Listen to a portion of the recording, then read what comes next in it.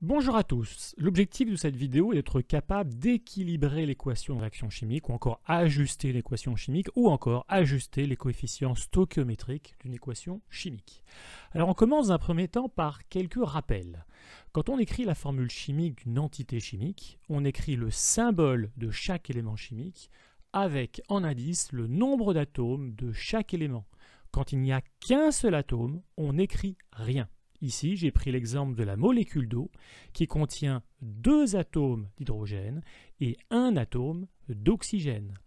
Maintenant, si je désire déterminer le nombre d'atomes de chaque élément chimique que contiennent 3 molécules d'eau, je dois multiplier par 3 le nombre d'atomes de chaque élément chimique.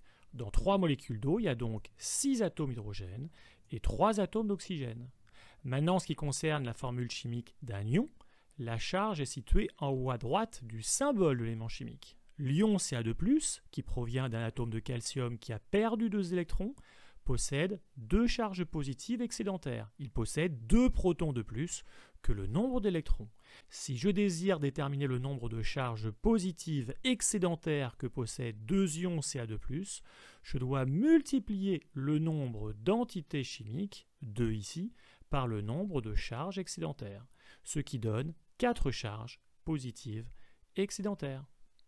Un dernier exemple, combien d'atomes de chaque élément chimique et combien de charges négatives excédentaires possèdent 4 ions sulfate de formule SO4 2-. Alors ces 4 ions possèdent en tout 4 atomes de soufre et 16 atomes d'oxygène. Concernant les charges, un ion sulfate possède 2 charges négatives excédentaires, donc 4 ions sulfate possèdent 4 fois 2 égale 8 charges négatives excédentaires. Si vous avez bien compris le mode de calcul, on peut passer au premier exemple. La combustion du carbone. Le carbone réagit avec le dioxygène de l'air pour former du dioxyde de carbone de formule chimique CO2. On écrit l'équation de réaction qui s'écrit à partir de cette réaction chimique. Les noms des produits et des réactifs sont remplacés par leur formule et la flèche symbolise le fait qu'il y a une réaction chimique. Vous avez bien compris qu'en aucun cas on a le droit de modifier la formule chimique des espèces chimiques. Si je remplaçais O2 par O3, ce n'est plus du oxygène qui réagit avec du carbone mais de l'ozone. Or, nous sommes en train d'étudier la réaction chimique entre le carbone et le dioxygène. Il n'est pas possible non plus d'équilibrer l'équation chimique en ajoutant des espèces chimiques supplémentaires, si celles-ci n'interviennent pas dans la transformation chimique. Donc retenez bien que pour équilibrer l'équation de réaction chimique, on a comme seule possibilité de modifier les nombres placés devant les formules chimiques qu'on appelle les nombres ou coefficients stoichiométriques.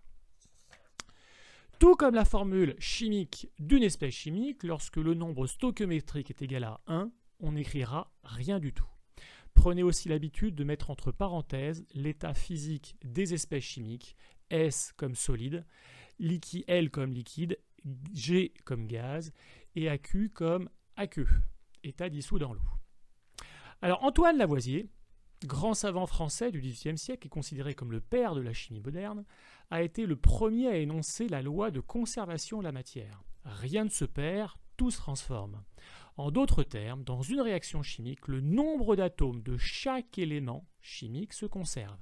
Vérifions. À gauche de la flèche, on compte un atome de carbone. À droite de la flèche, il y en a un aussi. À gauche de la flèche, on compte 2 atomes d'oxygène. À droite de la flèche, il y en a 2 aussi. L'équation chimique est bien équilibrée. À chaque fois qu'un atome de carbone réagit avec une molécule de dioxygène, il se forme une molécule de dioxyde de carbone.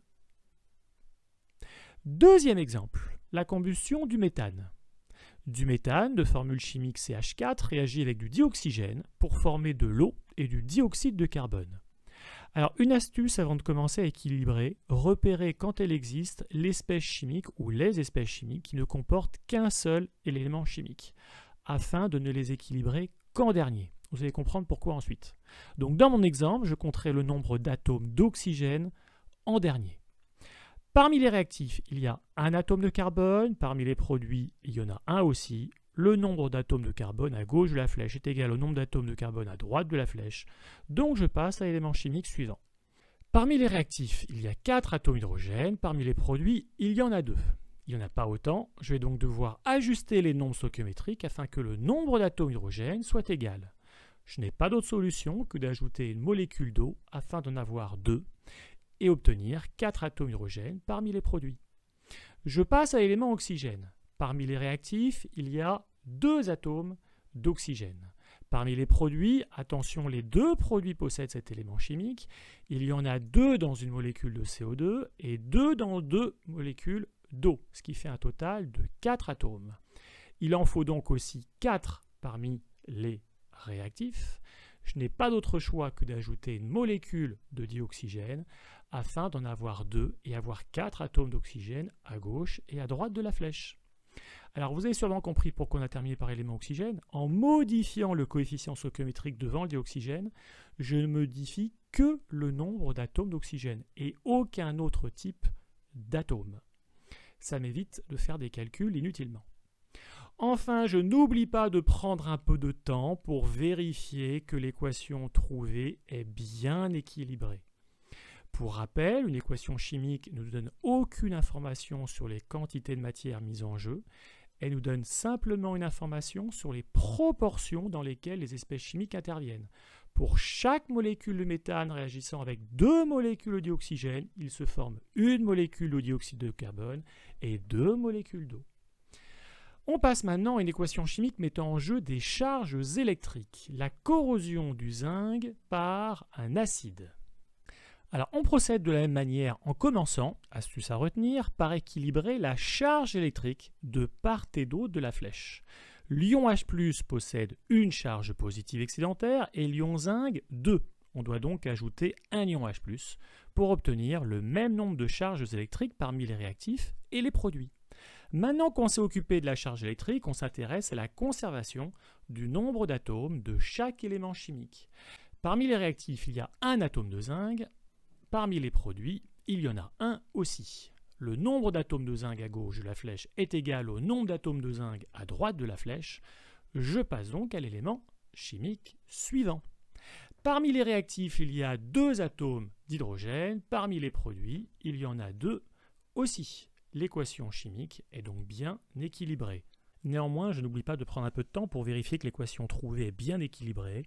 On a bien 2 charges positives à gauche, 2 charges positives à droite, un atome de zinc à gauche, un atome de zinc à droite, 2 atomes d'hydrogène à gauche, 2 atomes d'hydrogène à droite. Vous aurez remarqué que je ne parle que d'atomes et non pas d'ions malgré les charges, ceci par simplification de lecture.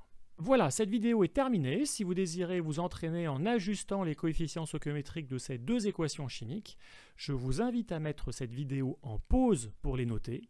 Vous avez la correction dans la vidéo suivante. Bon entraînement et à bientôt!